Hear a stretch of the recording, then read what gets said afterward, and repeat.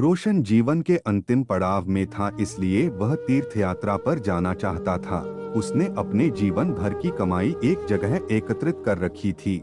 जब उसके मन में तीर्थ यात्रा पर जाने का ख्याल आया तो उसने उसमें से कुछ अशर्फियाँ निकल ली और बाकी बची हुई 1000 अशर्फियाँ एक थैली में भर ली और अपने मित्र दीनानाथ को देते हुए बोला, मित्र, यह मेरे जीवन भर की कमाई है। अब मैं तीर्थ यात्रा पर जा रहा हूँ। अगर मैं 1 साल के अंदर नहीं आ पाया तो तुम इन्हें किसी नेक काम में खर्च कर लेना। 1 साल तक ये अशर्फियाँ तुम्हारे पास मेरी एक अमानत हैं। अगर मैं आ जाऊंगा तो मैं आकर वापस ले लूंगा। दीनानाथ ने कहा, आप चिंता ना करें, मैं आपकी ये अमानत संभल कर रखूंगा। आप बिना चिंता किए आराम से तीर्थ यात्रा पर चले जाइए। दीनानाथ की बात पर यकीन कर रोशन चला गया। इतना सारा धन देखकर दीनानाथ का मन बदल गया और उसने उन सारी अशर्फियों को हजम करने की ठान ली। 1 वर्ष बाद जब रोशन तीर्थ यात्रा से वापस आ गया और दीनानाथ के पास अपना धन लेने गया तो दीनानाथ ने धन देना तो दूर, रोशन को पहचानने से भी इनकार कर दिया और उसे बेइज्जत करके घर से भगा दिया। बेचारा गरीब रोशन अपने दोस्त की इस हरकत पर यकीन ही नहीं कर पा रहा था, लेकिन रोशन ने भी हार नहीं मानी और अपना धन दीनानाथ से लेने के लिए उसने बादशाह अकबर के दरबार में न्याय के लिए गुहार लगाई।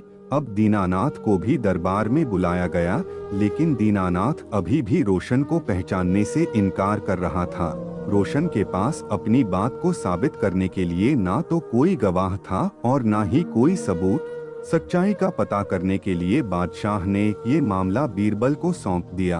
बीरबल ने दोनों से दोबारा पूछताछ की, लेकिन दीनानाथ अपनी बात पर अटल रहा।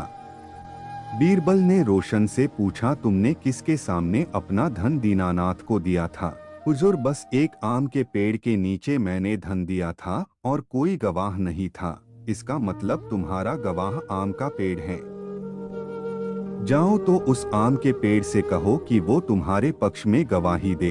अगर वो ना माने तो उसकी मिन्नतें करना, लेकिन पेड़ को गवाही के लिए लेकर आना, तभी तुम्हारा धन तुम्हें वापस मिल सकता है। बेचारा रोशन बड़बड़ाता हुआ चला गया। पेड़ भी भला गवाही दे सकता है। दीनानाथ और बीरबल महल में ही रोशन का इंतजार करने लगे। जब कुछ समय गुजर गया तो बीरबल बोला, अब तक तो रोशन आम के पेड़ के पास पहुंच गया होगा और उससे मिन्नतें कर रहा होगा। तभी दीनानाथ बोला, रोशन तो वृद्ध आदमी है, वो इतनी जल्दी वहां नहीं पहुंच सकता। अभी तो उसे काफी समय लग जाएगा क्योंकि वहां का रास्ता भी साफ नहीं है। बीरबल शांत होकर रोशन का इंतजार करने लगे। बहुत देर बाद रोशन महल में आया और बोला, महाराज, मैंने पेड़ से बहुत मिन्नतें की, लेकिन वो वही का वही खड़ा रहा। अब आप ही बता दीजिए मैं क्या करूं? बीरबल ने रोशन को आश्वासन देते हुए कहा, तुम चिंता मत करो, पेड़ तुम्हारे पक्ष में गवाही देकर चला गया है। दीनानाथ ने आश्चर्यचकित होकर पूछा, पेड़ कब आया?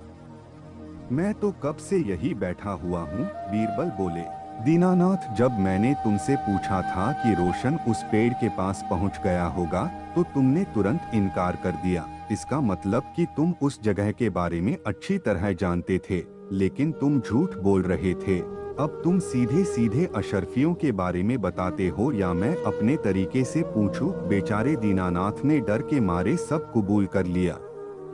उसने रोशन से माफी मांगकर उसका सारा धन वापस कर दिया।